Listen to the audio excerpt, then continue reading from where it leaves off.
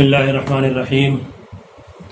الحمد للہ رب العالمین والصلاة والسلام علی سید الانبیاء والمرسلین محمد وعلی آلہ وصحبہ اجمعین اما بعد۔ ہمیں سمجھنا ہوگا کہ آبادی کے کنٹرول کرنے کی جو کوشش ہو رہی ہے یہ کوشش کوئی نئی نہیں ہے بلکہ برسوں پرانی ہے، بلکہ کہا جا سکتا ہے کہ صدیوں پرانی ہے۔ پچھلے ہفتے ہماری گفتگو کا جو عنوان تھا کہ ایک اسلامک ویو کیا اس پہ ہونا چاہیے، اس پر گفتگو ہوئی تھی کہ پاپولیشن کے کنٹرول کرنے کے لیے ایک اسلامک ویو کیا ہے۔ تو اس پر یہ کوئی بات آئی تھی کہ یہ نظریہ جاہلیت کا نظریہ ہے اور یہ نظریہ کچھ سالوں کے بعد ابھرتا ہے، اور یہ وہ نظریہ ہے جو صدیوں پرانا ہے، اور نبی کریم علیہ الصلوۃ والسلام کے زمانے سے پہلے اس پر آوازیں اٹھی تھیں اور جاہلیت کی آوازیں تھیں، لیکن اس کے بعد قرآن کریم نے اس کا دفاع کیا، اور پھر آپ جب دنیا نے ترقی کی، منزلیں طے کی اور راستے کھلتے گئے، ترقیاں ہوتی گئیں، تو آپ کو یہ چیز نظر آئے گی کہ یہ دنیا نے جب خوشحالی اور ترقی کی راہیں کھولی ہیں، اور جب انسان کو اپنے عقل پہ اور اپنی دولت پہ اور اپنے حکومت پہ ضرورت سے زیادہ اعتماد ہونا شروع ہو گیا ہے، اور جب حکومتوں کو جب اسباب ملتے ہیں، ریسورسز ملتے ہیں، تو ان ریسورسز کے ملنے کے بعد جو اصل فکر ہونی چاہیے وہ تو یہ ہونی چاہیے کہ، لیکن یہ فکر اسی وقت ہو سکتی ہے جب انسان موحد ہو اور توحید کا اس کے اوپر غلبہ ہو، اللہ کو ایک مانتا ہو، قیامت کا اس کے اوپر اس کا یقین ہو، رسالت پر وہ اعتماد رکھتا ہو، اللہ کے نبی علیہ الصلوۃ والسلام کے لائے ہوئے ضابطے کو اپنے لیے جو ہے آخری شریعت کے طور پر تسلیم کرتا ہو، تب وہ شریعت کے سامنے اور اللہ کے آگے اپنے آپ کو جھکائے گا، سر تسلیم کو خم کرے گا، اور اپنے نظریات کو جو ہے اللہ کے حکم پر تھوپنے کی کوشش نہیں کرے گا۔ لیکن مسئلہ یہ ہوتا ہے کہ جب انسان کو حکومت ملتی ہے، اقتدار ملتا ہے، تو حکومتوں کے ملنے کے بعد اور اقتدار کے ہاتھ میں آنے کے بعد یہ سارے مسائل شروع ہوتے ہیں، اور پھر اس کے بعد انسان کے اندر ایک عجیب سی بوکھلاہٹ شروع ہوتی ہے۔ اسے یہ لگتا ہے کہ میں ملک کو میں کھلا رہا ہوں، راشن میں تقسیم کر رہا ہوں، سب کچھ تو میں کر رہا ہوں، تو پھر ظاہر سی بات ہے کہ یہ جو آبادی ہے یہ بھی ہمارے اختیار میں ہونی چاہیے، جب ہم چاہیں بڑھے، جب ہم چاہیں گھٹے۔ اور پھر چونکہ یہ ایک قدرت سے ٹکراؤ کے نتیجے میں جب یہ چیزیں چونکہ ظاہر ہوتی ہیں، تو ظاہر سی بات ہے اس کا رزلٹ کچھ بہتر تو آنے والا نہیں ہے۔ آج کی گفتگو میں اس پر بالکل نہیں کروں گا کہ اس پر ایک اسلامک ویو کیا ہونا چاہیے، بلکہ آج کا جو ٹاپک ہے وہ صرف یہ ہے کہ یہ جو موضوع ہے، یعنی پاپولیشن کے کنٹرول کا اور برتھ کنٹرول کا، اور جو ہے فرٹیلٹی ریٹ کو گرانے کا، شرح پیدائش کو کم کرنے کا، تو یہ تعلق اس کا بہت بڑا مسلمانوں سے نہیں ہے،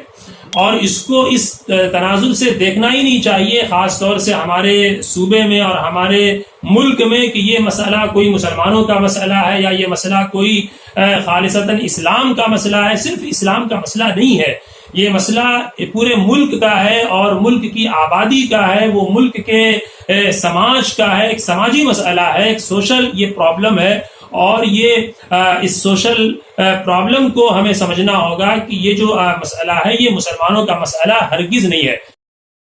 لہذا آج کی ہماری گفتگو مکمل یہ آپ کے سامنے پی پی ٹی کے تھرو ہم پیش کرنے کی کوشش کریں گے، اور آج کی ہماری ساری گفتگو اسی پر ہوگی کہ ہم اس کو ایک سوشل مسئلے کے تعلق سے سوچنے کی فکر کریں اور سوچنے کی کوشش کریں۔ لہٰذا اب ہم آپ کو سیدھے سلائیڈ پر لے کر آتے ہیں، اور آپ میں میری آواز بس سنیں گے، اور آواز کے سنتے ہوئے اپنی نظر اسکرین پہ رکھیے،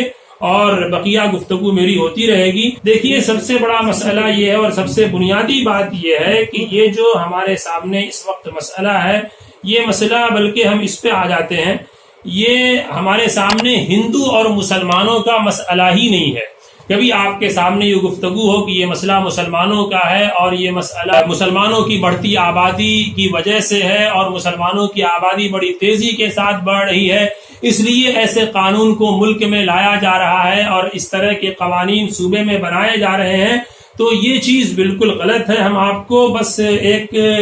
سلائیڈ کے ذریعے ہم آپ کو یہاں پر لے چل رہے ہیں کہ جو ڈکلائن ہوا ہے فرٹیلٹی ریٹ میں، آپ اس کو دیکھیے، یہ ٹوٹل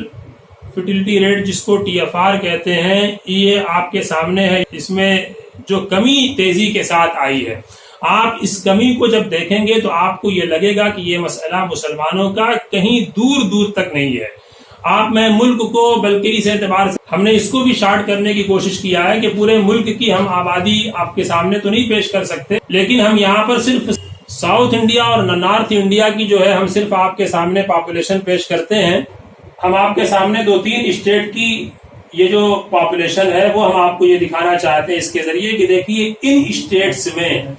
آپ کے سامنے سینسس 2001 اور سینسس 2011 اس کی رپورٹ آپ کے سامنے ہے۔ ہم 2001 اور 2011 ان دونوں کی رپورٹ کو سامنے رکھ کر آپ کو ہم یہ بتانا چاہیں گے کہ آپ یہ دیکھیے کہ مسلمانوں کی آبادی ملک میں گھٹی ہے یا بڑھی ہے۔ یہ تو آپ کو معلوم ہے کہ پاپولیشن کے کنٹرول کرنے کی جو آواز ہے یہ نئی آواز نہیں ہے، یہ 18ویں صدی کے آخر میں 1780 اور 1784 کے آس پاس یہ آواز یورپ میں بڑی تیزی کے ساتھ اٹھی تھی، اور جو ہے مالتھس نے یہ نظریہ پیش کیا تھا، یورپ کا ایک مشہور ماہر معاشیات تھا، اس نے یہ آواز بلند کی تھی کہ جو ہے ملک کے اندر اس وقت یورپ میں خوشحالی بہت تیزی کے ساتھ بڑھ رہی تھی اور خوشحالی میں بہت تیزی کے ساتھ ترقی ہو رہی تھی، اور اس ترقی کا یہ نتیجہ ہوا، اس ترقی کی وجہ سے اس کے جو رزلٹ آئے اس کی وجہ سے اس مفکر پہ یہ بات بہت تیزی کے ساتھ اس کے اوپر اس کا خبط سوار ہوا کہ اگر ملک کی آبادی اس قدر تیزی کے ساتھ بڑھے گی، اگرچہ کہ ملک کی معیشت بھی اچھے انداز میں تھی، اچھی رفتار میں تھی، لیکن اگر یہ آبادی اس طرح سے بڑھتی رہے گی تو شاید ملک کے اندر بہت سے حالات جو ہے دگرگوں ہو جائیں۔ لہٰذا اس نے یہ کیا کہ اپنے یہاں ایک اس نے فکر پیش کیا اور آبادی کے کنٹرول کرنے پر گفتگو اس نے شروع کی،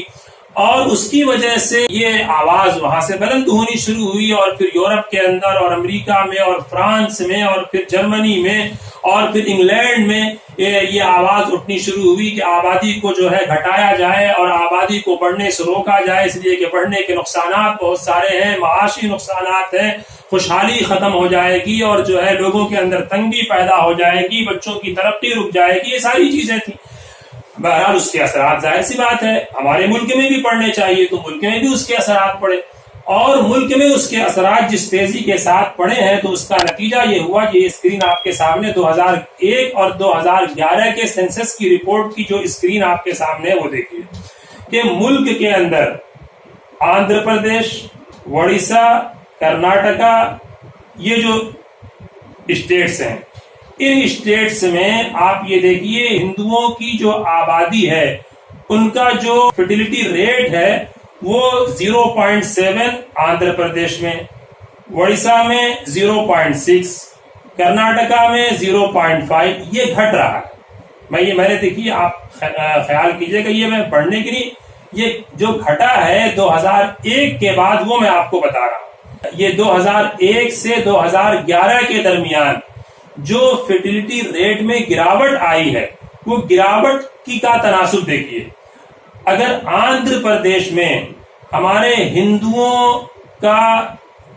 فرٹیلٹی ریٹ 0.7 گرا ہے تو مسلمانوں کا فرٹیلٹی ریٹ 1.0، یعنی یہاں پر 0.7 ہے اور یہاں پورا ایک نمبر ہی پورا گر چکا ہے، یعنی مسلمانوں کا فرٹیلٹی ریٹ شرح پیدائش آندھرا پردیش میں 2001 سے 11 کے درمیان ہندو کے مقابلے میں مسلمان کی شرح پیدائش زیادہ تیزی سے گھٹی ہے، یعنی مسلمانوں کے یہاں پیدائش کم ہوئی ہے۔ اڑیسہ میں دیکھیے 0.6 ہندوؤں کے یہاں اور اپنے یہاں 1.2، یعنی تقریباً آدھے کا فرق ہے، بالکل آدھے کا فرق،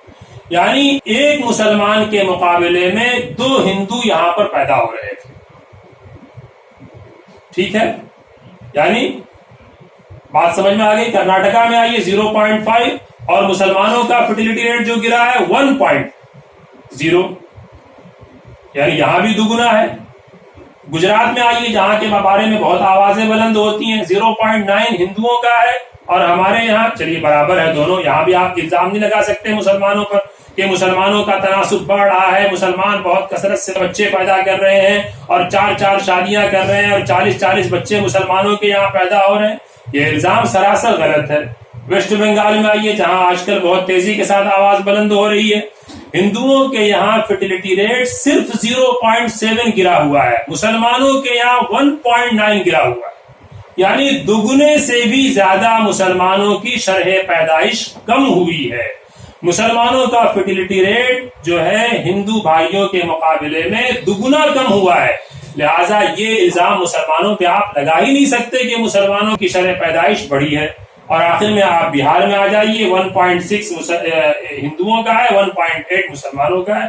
اور آخر میں اپنے اسٹیٹ میں آتا ہوں، اتر پردیش میں 1.5 ہندوؤں کا، 1.9 مسلمانوں کا ہے۔ یعنی آپ یہ جو اسٹیٹس دیکھ رہے ہیں، ساؤتھ انڈیا کے بھی، نارتھ انڈیا کے بھی، اور پھر گجرات، ویسٹ بنگال، آپ ان اسٹیٹس کو اپنے سامنے رکھ کر یہ الزام کیسے لگا سکتے ہیں کہ مسلمانوں کی شرح پیدائش بڑھ رہی ہے، مسلمانوں کے یہاں فرٹیلٹی ریٹ بڑھ رہا ہے، بلکہ مسلمانوں کا فرٹیلٹی ریٹ لگاتار گر رہا ہے اور ہندوؤں کے مقابلے میں زیادہ تیزی سے گر رہا ہے۔ لہٰذا یہ آواز جو اس وقت اٹھائی جا رہی ہے اور یہ جو اس وقت ہوا جو مچایا جا رہا ہے، یہ بالکل بیکار ہے اور یہ بالکل بیس لیس چیزیں ہیں، اس کی کوئی حقیقت نہیں ہے۔